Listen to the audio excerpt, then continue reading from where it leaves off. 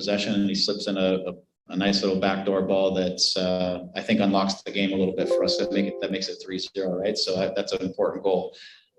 So I'm really pleased with Daniel. And I know he was probably disappointed he didn't start today because of the performance. I thought he had a nice solid performance last game, but I also felt like we needed a little bit of size and Ryan to help defend in set pieces because they're a big team. And so, but he did a great job when he came in. Great, 2 quick ones over here. Things are so reactionary after losses. We sat here not so long ago after the Sacramento game and talked a little bit about mentality. And you kind of mentioned that if you guys came in with today, but what do you see personally from the team and showing that fight and showing that mentality to come out? I mean, you guys don't play too much Eastern opposition, but the team that's been playing really well up on the table, and you guys obviously have a big game coming up. Like, how does that mental just get focused from Monday on or from the weekend on to perform against it? Yeah, I think, to be honest with you, it's something that I, from a personal standpoint, as the leader of this team, have to check on myself, because I'm a coach, I'm a tactician sometimes, and I'm a teacher in the way I do things, and sometimes I have to remind myself that I have to help provide the team with some intensity. So I try to come in and drive this group a little bit more today in terms of the way I approach them. Yesterday was probably the most intense day before game training that we've had the entire year. I don't even think it's a question. It is, which brought in some intensity today. And a little bit for me is to remind myself so that I can also push that into the team. And the team doesn't become overly analytical and trying to think through things too much, but really also is driving. Today was a result based off of intensity, hard work, right? Dedication, doing what you need to do, and executing on the transition when we needed to. It wasn't necessarily a game of tactical superiority on the day. It was a game where the guys just put it in and they got the job done. Sometimes that's the way the game plays out. And I gotta ask, I don't know if you're able to replay it or just your reaction to Sasha's assist at that moment. How do you took that?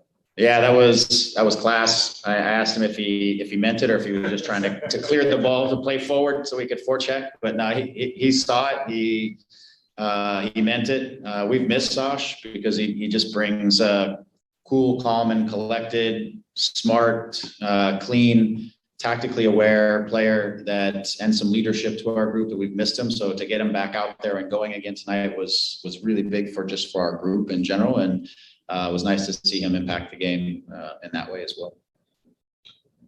Your thoughts as they go to VAR and Dayon just picks up the ball and starts taking it to the spot? Yeah, I mean, Dayon is as confident as they come when the striker, he hits those things after training just about every day when training ends. He's confident about it. I've seen him do it time and time again in training, and a couple in I think it was the Open Cup game. So I was confident when the ball was in his hands.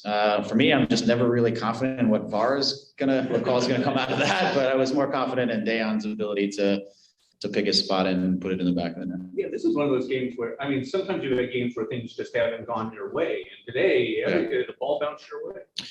Yeah, I think, sometimes that happens when you just put in the work. Maybe sometimes that happens because it's football and things can go either way, and because there's human beings involved in the games and things can go different ways. But today, I think just the honest effort, the collective effort, the commitment, the intensity, all those things were there. And maybe we earned a little bit more in the way of bounces. We earned a little bit more of the blue collar results on that side of things, right? Because the harder you work, the more breaks you tend to get, I think. And so maybe we just worked our way through that tonight.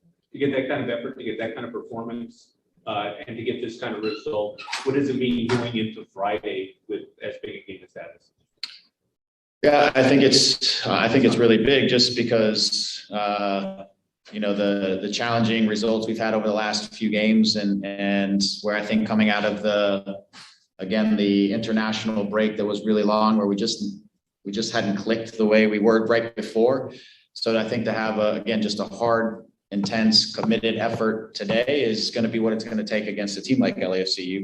They're a good team, so you also got to sometimes do whatever you have to do in that game, out-compete, out-battle, out-fight, because it's a derby, but at the same time, you got to play some good soccer, and you got to try to control the game, because they got players who can hurt you if you give them too much of the ball and too much time.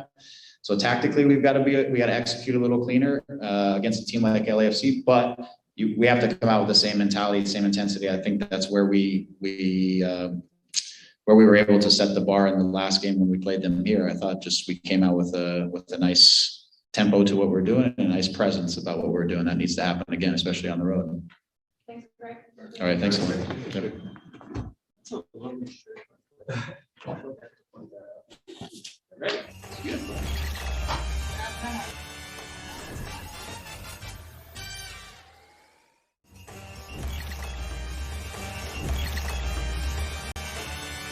Not joking. I'm sick to my stomach about what's happened in Illinois today, and I think we need to talk about gun control. You guys can write about the game if you want, but I don't really give a shit. It's a sick, vicious cycle that keeps happening over and over, and we're doing nothing about it, and it makes me sick.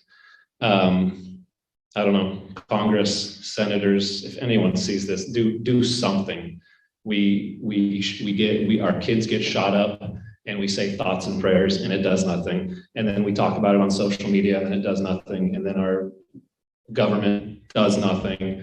And then someone gets shot up again. So it's sick. It pisses me off. And I'm like, can't even think about anything else but that. I don't even know what to say. I'm not a politician, but I'm a human being, and my kids are, I fear for them when they go to school, and then it pisses me off. And I think if it doesn't piss you off and you don't want new gun laws in this country, then there's something wrong with you. So I guess that's all I have to say. On top of the Supreme Court's decision to. That's a whole nother subject. With their decision on New York and guns. It's ridiculous that we have 9 people that don't really represent what the majority of Americans want, making decisions and then taking liberties away from women and putting everyone's lives at risk by allowing these insane laws.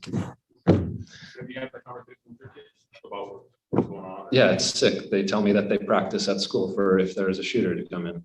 It's sad. Thank you guys. Thanks. I appreciate your understanding. Sorry for